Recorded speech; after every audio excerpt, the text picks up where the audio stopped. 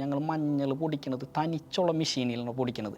കാരണം എന്താണെന്ന് വെച്ചിട്ടുണ്ടെങ്കിൽ കളറിൻ്റെ അല്ല, എന്ന് വെച്ചാൽ കാരണം ഈ അമ്പലങ്ങളിൽ പൂജക്ക് ഉപയോഗിക്കുന്നതാണ് മഞ്ഞൾ. അപ്പം ഞങ്ങൾ ഒരു എന്താ പറയുക, എല്ലാ പൂജാ കടകളിലേക്കും മഞ്ഞപ്പൊടി സപ്ലൈ ചെയ്യണത് മുസ്ലിസാണ് ആ ഏരിയയിൽ മൊത്തം.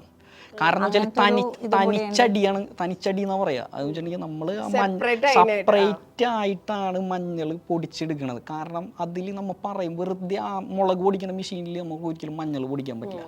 പൊടിക്കാം, ആരും കണ്ടെത്താൻ പോണില്ല. എല്ലാവരും ചെയ്യണത് അങ്ങനെ, അത് ക്ലീൻ ചെയ്തിട്ടാണ് ഇത് പൊടിക്കുന്നത്. പക്ഷേ മുസ്ലിസ് ചെയ്യണമെന്ന് വെച്ചിട്ടുണ്ടെങ്കിൽ മഞ്ഞൾ പൊടിക്കുന്ന മെഷീനിൽ മാത്രമേ മഞ്ഞൾ പൊടിക്കുള്ളൂ. അതാകുമ്പോൾ എന്ന് വെച്ചാൽ നമുക്കത് പറഞ്ഞ് വിൽക്കാം.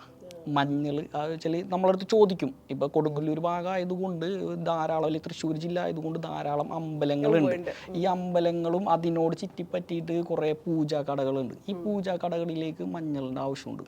ഈ മഞ്ഞളുകളിൽ എല്ലാ സ്റ്റോറുകളിലേക്കും മഞ്ഞൾ പോണത് മുസ്ലിസിൽ നിന്നാണ്. അതെന്ന് വെച്ചിട്ടുണ്ടെങ്കിൽ വളരെ നീറ്റ് ആൻഡ് ക്ലീൻ ആയിട്ട് അത് പറഞ്ഞ് തന്നെയാണ് കച്ചവടം ചെയ്യണത്.